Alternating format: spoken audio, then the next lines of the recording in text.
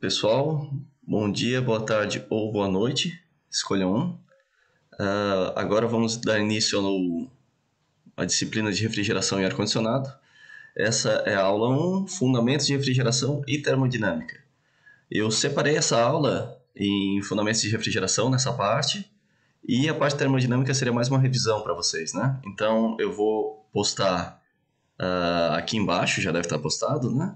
A parte de primeira lei da termodinâmica, e semana que vem eu posto a segunda lei da termodinâmica. Mas apesar de ser uma revisão, é importante, né? Pode ser cobrado na disciplina. Então, um pouco sobre refrigeração, né? O processo de alcançar e manter uma temperatura inferior àquela do meio.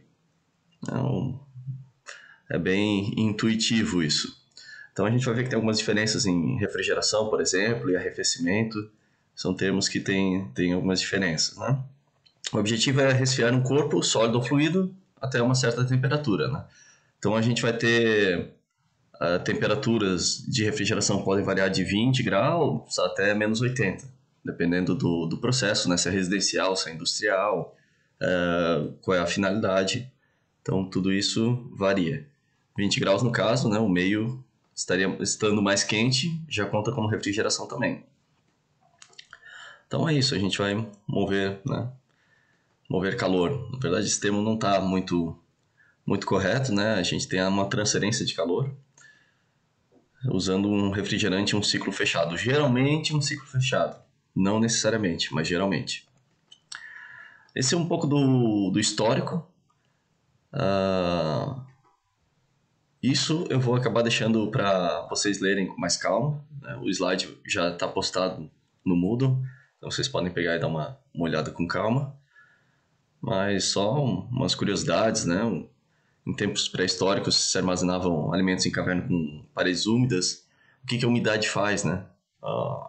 Quando evapora, a evaporação é um processo endotérmico, então ele rouba calor e acaba abaixando a temperatura. Vocês já ouviram aquela história dos vasos, né? Vasos que os gregos usavam para manter a água fresca. Eles têm uma porosidade, então tem uma certa... Não seria difusão, seria capilaridade do fluido entrando pela parede do vaso. E na hora que ele chega na parte externa, ele evapora e rouba calor. Então era possível manter a água a temperatura baixa do meio, manter mais fresco. Então, os habitantes da ilha de Creta, né, sabiam que podiam preservar o alimento usando temperaturas mais baixas. Aqui a gente tinha em 1805 barcos que transportavam gelo. Então eram como se fosse um luxo, né? Pegavam blocos de gelo, armazenavam com isolante térmico no navio e levava para outro canto. Essas aqui eram as ice houses, que chamava, né? São quartos com isolamento térmico bem considerável, que tu consegue manter cubos de gelo ali por algum tempo, né? Para distribuir depois. Então, o isolante que eles usavam era serragem, mais tarde cortiça. Hoje em dia a gente tem isolantes mais adequados, né, melhores. Isolante térmico que se usa bastante na indústria é o quê? Lã de rocha, lã de vidro. Né? Mas existem isolantes melhores, tem aqueles isolantes que tem um intercalado entre folhas de alumínio, vácuo, que eles usam em espaçonaves. O alumínio, no caso, né, para isolar a parte de radiação. A refrigeração artificial iniciou em 1755 com esse professor escocês, William Cullen, mas era uma máquina que conseguia gerar pouca quantidade de gelo, né? Então não era muito industrial isso. Mas o princípio é o mesmo que a gente utiliza até hoje em dia, né? O tanque contendo éter a baixa pressão. Na hora que tu reduz a pressão dele com alguma bomba de vácuo, ele evapora e essa evaporação rouba calor, né? Processo endotérmico. Então, possibilita o congelamento da água. Mas só em 1834 que esse conceito de máquina de refrigeração veio a ser viável, né? De fabricar industrialmente. Então, aqui a gente tem essa máquina do Jacob Perkins. A gente tem as duas caixas, a A e a E. Uma funciona como evaporador, a outra como condensador. A gente vai ver com calma, né, esse ciclo de refrigeração, mas só para ter uma ideia principal. Então ali no B a gente tem o éter. Esse C é a nossa bomba de vácuo manual, né? Então eu puxo a alavanca ali, ele cria um vácuo, né? Ele puxa o vapor de éter. Aí tem uma válvula de entrada, uma válvula de saída, né? Na hora que tu comprime ele vai pro nosso tanque E, que seria o condensador. Na hora que esse éter condensa, ele está roubando o calor do meio. Né? Tem uma transferência de calor entre o meio para o éter. E assim tu consegue resfriar esse meio. E o tanque A, no caso, daí é para evaporar esse éter de novo. Então tem que ter um... Seria como se fosse um reservatório térmico, né? Ele tem uma grande massa, então esse éter ele não varia muito a temperatura desse meio A. Essa é a nossa fonte térmica. O James Harrison, escocês, né, que inventou a primeira máquina que poderia ser usada comercialmente. Daí, depois disso, começou a vir esses refrigeradores fechados, né, selados. Tem todo o sistema hermético ali. Então, 1920, os primeiros refrigeradores. Aí, hoje em dia faz parte do nosso dia a dia, né, esses sistemas de refrigeração, tanto para refrigerador, ar-condicionado, esses bebedouros que usam o compressor. Tem alguns bebedouros que usam Peltier, né? A gente vai ver um pouco sobre isso. E no começo, né, não sei se já ouviram falar sobre isso, mas os refrigerantes, os fluidos refrigerantes eram tóxicos. Então, quando tinha um vazamento numa geladeira, às vezes matava a família inteira. É muito perigoso. Daí só em 1930 que foi surgir esse primeiro sintético, o R12. Daí hoje em dia temos vários sintéticos, né, que são utilizados. R124, dependendo da faixa de pressão, da faixa de temperatura, tem uns mais adequados, outros menos. Então, foi uma grande revolução, né, usar um fluido refrigerante atóxico, sintético. Como eu comentei, né, uma natureza endotérmica, mas a gente vai ter alguns tipos diferentes de ciclos de refrigeração, sistemas de refrigeração, né? Principalmente a gente tem sistemas contínuos, porque está trabalhando na indústria ou até o residencial, tu quer ter esse processo de forma contínua, né?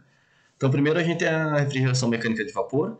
Eu não vou passar muito por cima de cada um desses, depois vocês dão uma lida com calma. Só essa mecânica de vapor que eu vou dar um pouco mais de foco no final, que é o nosso ciclo tradicional de refrigeração, né? É o que um refrigerador usa, o que o ar-condicionado usa. A gente tem uma produção contínua desse... Não a produção do líquido, né? Ele está só circulando ali. Mas tem uma produção contínua de vapor desse líquido, que vai condensar, retirando o calor do meio. Esses ciclos de absorção e adsorção, a gente vai ver com calma depois na aula de sistemas não convencionais de refrigeração. Eles são um pouco diferentes, né? Tu pode usar daí um calor num sistema desses, então existem algumas comunidades afastadas, em locais muito ensolarados, que utilizam isso para criar gelo. Eu sei que na África tem alguns cantos onde usa isso para ter gelo para conservar as vacinas. Então tu tem um sistema de adsorção que usa energia solar para criar gelo. Mas a gente vai ver um pouco mais disso na respectiva aula. A gente tem sistemas de ejeção de vapor também. Vamos ver com mais calma depois. Esse termoelétrico, vocês já devem ter visto como é que funciona esse Peltier. Então, quando tu vai ver para comprar uma adega de vinho dessas mais baratas, adega climatizada, ou esses refrigeradores de água que resfriam a água também, mas não usam compressor, né, aqueles mais leves, eles usam essa plaquinha Peltier. Então ela usa do mesmo princípio que um termômetro, um termopar, né? Eu tenho dois metais diferentes e uma junção entre eles. Então, nesse caso, se eu aplico uma corrente elétrica, eu consigo criar uma transferência de calor, né? Eu consigo retirar calor de um lado e transferir para outro. É um sistema termoelétrico para fazer essa refrigeração. O termopar é o contrário, né? Eu aplico uma temperatura e ele me dá uma corrente elétrica. E nesse sistema Peltier eu entro com a corrente elétrica e ele faz essa transferência de temperatura. Eles são bons, né? São sistemas leves, compactos, tanto que são baratos, né? Esses sistemas de refrigeração de água Peltier são bem mais baratos que o compressor, mas eles não têm uma eficiência tão alta. Então, se o dia está muito quente, ele não vai conseguir resfriar muito a água. E a dissipação de calor também é meio problemática. Então, esses sistemas eles vêm com daquelas aletas de circuito eletrônico, uma aleta de alumínio colada atrás e uma ventoinha. Essas ventoinhas de gabinete de computador mesmo, para fazer essa refrigeração. Mas não são os sistemas mais eficientes. Sobre as aplicações, a gente tem a refrigeração doméstica, comercial, industrial, de transporte, né, muito importante. O ar para conforto. Então a gente vai ver um pouco sobre conforto térmico, né, que não depende só da temperatura, depende bastante também da umidade. Por isso que a gente tem dias mais frios ou menos frios de sensação, onde um dia mais frio, a temperatura nem está mais fria que um dia menos frio, em termos de sensação térmica. Mas a umidade mudou isso, né? A umidade afeta bastante, e pressão atmosférica, e o condicionamento de ar industrial. A gente vai ver um pouco sobre isso. No caso aqui da indústria, por exemplo, de alimentos, né, de frango, suíno, a gente vê que tem que ter um condicionamento de ar do ambiente inteiro, né?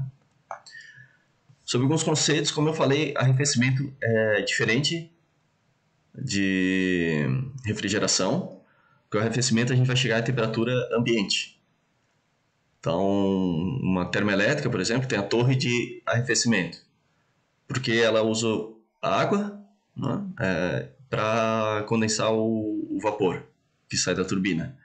Então, o vapor ele passa num trocador de calor, essa torre ela chove água ali, ela joga água nesse trocador, essa água evapora e nisso ela rouba calor.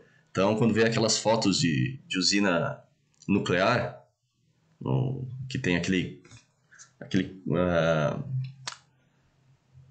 aquela chaminé, né, no formato abaulado, aquilo é uma torre de arrefecimento, né, a parte principal ali, que tem que resfriar esse vapor. Então, aquele vapor que está saindo, tudo é vapor d'água, aquela nuvem branca, né, que está saindo dessa torre de arrefecimento. A gente tem um resfriamento para chegar até 0 graus, congelamento abaixo disso. Aqui, por definição, temperatura de congelamento, né? Refrigeração seria uma forma artificial de chegar abaixo da temperatura ambiente. Pode ser acima de 0, mas geralmente... Não, geralmente, né? O refrigerador não chega... A geladeira não chega a 0, né? Então, é só ser abaixo da temperatura ambiente. O arrefecimento ele pode ocorrer de forma natural, né? Se eu tiro, por exemplo, uma panela do fogão, ela vai chegar à temperatura ambiente, seria o arrefecimento dela. Não precisa ser de forma artificial. Daí mais algumas definições, depois vocês dão uma lida com calma. Então, pessoal, a gente vai falar um pouco sobre o ciclo de refrigeração de Carnot, que é o nosso ciclo mais tradicional de refrigeração. Tem uma geladeira, segue mais ou menos esse modelo, né? Só que aqui a gente está trabalhando com um ciclo ideal. Então, os processos são reversíveis, né? Correm de forma quase estática. Olhando uma máquina térmica, você lembra como é que funciona uma máquina térmica? Geralmente ela faz o quê? Ela pega calor da fonte quente, entrega para a fonte fria e gera um trabalho para mim. Num ciclo de refrigeração eu faço o contrário, eu estou entregando um trabalho no meu compressor e com isso eu consigo artificialmente puxar calor da minha fonte fria e entregar para a minha fonte quente. No ar-condicionado, por exemplo, minha fonte fria seria um quarto que já está mais frio que o ambiente externo e ele rejeita calor para o ambiente externo, né? Aqui eu tenho meu diagrama TS do meu fluido refrigerante e um ciclo ocorrendo com os equipamentos, né? O ciclo está ocorrendo nessa direção. Então vamos ponto a ponto. No ponto 1 eu tenho o quê? Eu estou dentro do meu sino aqui de saturação, quase no meu limite de vapor saturado, né? Então aqui eu tenho quase vapor. Tem um pouco de líquido ainda. tem uma condição de saturação. Eu passo no meu compressor, que vai comprimir isso aqui, né? Diferença bomba trabalha com líquido, o compressor vai trabalhar com vapor, né? Gases. E eu chego na condição 2, onde eu tenho condição de vapor saturado, ou um pouquinho superaquecido, dependendo, mas no caso ideal aqui, né, eu tenho o meu vapor saturado. Lembrando que isso é tudo pro caso ideal, depois a gente vai ver as diferenças. Aqui eu tenho meu vapor e eu vou condensar ele para condição de líquido saturado, né?